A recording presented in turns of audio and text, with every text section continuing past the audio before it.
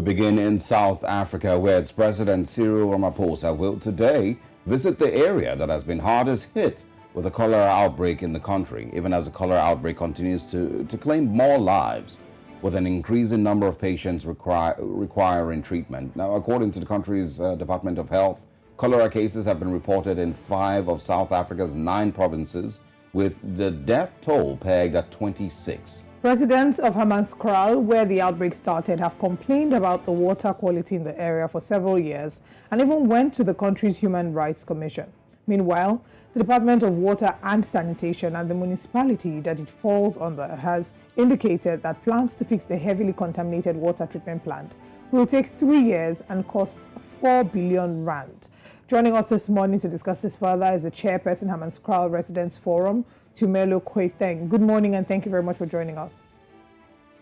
Good morning and good morning to the viewers. Thank you for having me on the show. Thank you. All right. Tumelo, can you please give us some insight? We've been following up with the cholera outbreak and how it's affected the people of South Africa. So what is the current situation now, and how much government intervention have we seen in this cholera outbreak? Yeah, the situation here is very bad. People have lost lives. It's a very sad moment for our area in Hammanskraal, and people are also frightened because we don't know who's next. And we have been warning the government since 2015-16 because the water is contaminated. And we had warned the government that a disaster is awaiting to happen. They needed to do something. But we were ignored as a community structure. And since the outbreak, government has been coming. There's been a structure, intergovernmental structure that has been constituted. But we are not certain that whatever that they're saying is going to come to fruition.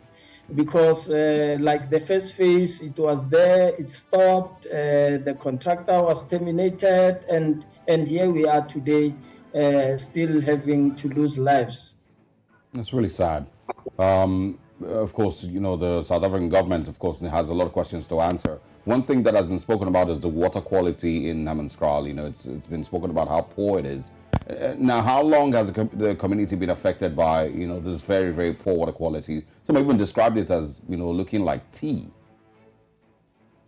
We've been having this problem as far back as 2004, and it became worse in 2011, whereby the Rooiwal wastewater treatment area was declared a disaster, and it became even worse in 2016, whereby water from our taps were greenish in color, were smelling feces, and after water test results were done, it was found that the water has nitrate, nitrite, and E. coli in 2016.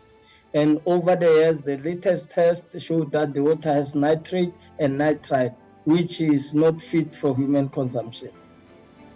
We've talked about water. Now let's talk about electricity. South Africa has had a power problem for a while. We've been following up the updates with Eskom and the load shedding, and in some parts, you know, they're without power for about 12 hours. How would you say that this has impacted the spread, unfortunately, of this outbreak? Yeah, it has affected a lot because you are told that you would need to boil the water. And you have water on the tap you can't use, you don't have electricity to boil the water. So it has affected us a lot. But it also goes down to show that these things are intertwined. It shows lack of planning, lack of maintenance, and lack of political will to solve these issues. Because, you know,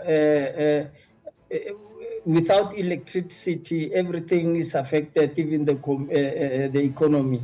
But the people are, especially winter now, it's very stressful for our communities.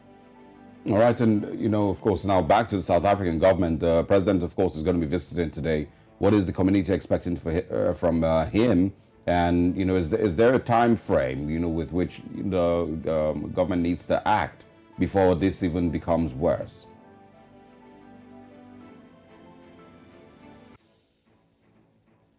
I'm not sure. I didn't get the question because it seems the line has broken a bit. Can you please repeat? Yeah, I'm asking what your expectations are from President Cyril Ramaphosa.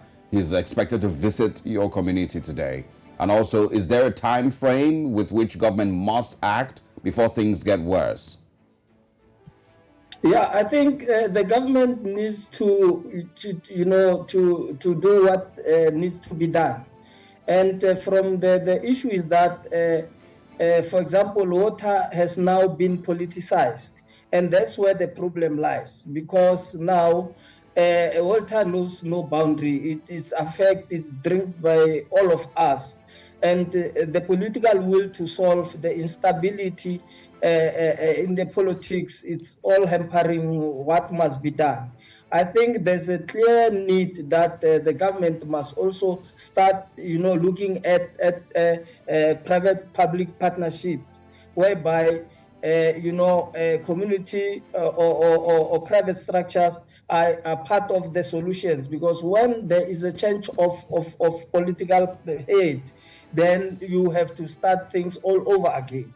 But then if you have a structure that includes the private sector, so it will mean there would be continuation in terms of rolling out infrastructure, whatever plan, because then we would not have to start all over again just because there's a new political head in the midst. So I think it's very, very important that they should, start politicizing people's livelihood. People's lives are in danger because of politics and the instability thereof. All right, now let's talk about the government's response to the families of the deceased. 26 people have now died, and in some families, we've seen it taking multiple lives of multiple family members. Has the government in any way come out to take responsibility, or who do you think in this case should be held responsible? And has there been any form of compensation being promised to the families of the deceased? Well, in terms of compensation, I'm not sure how far is that. But look, no money can, replace life. But the government's duty to also assist, to make sure that those families, there's some kind of relief that is given to those families. But the thing is that there has been said that there would be 4 billion rand that would be given out. We welcome that, and that all the governments, intergovernmental departments have come together, the province, the national, and the city of Tshwane. And it also goes down to the point that all of them must take responsibility for this deaths of our people, for us having no good quality water. Because like we have said, this matter is not new. It doesn't happen now only that there is a coalition government. This thing has happened as early as 2004 when there was ANC government, and over the years, all government that has taken the city of Tshwane over are to be blamed and should take responsibility. The city of Tshwane, the provincial government, the Department of Water and Sanitation, they must jointly take responsibility and accountability for this mess that we are in. All right, thank you very much for joining us this morning. We certainly look forward to hearing what the president has to say about this. And not just speaking, we do want to see quick moves being made to curb the outspread of this disease. Thank you for your time with us this morning. Do stay safe.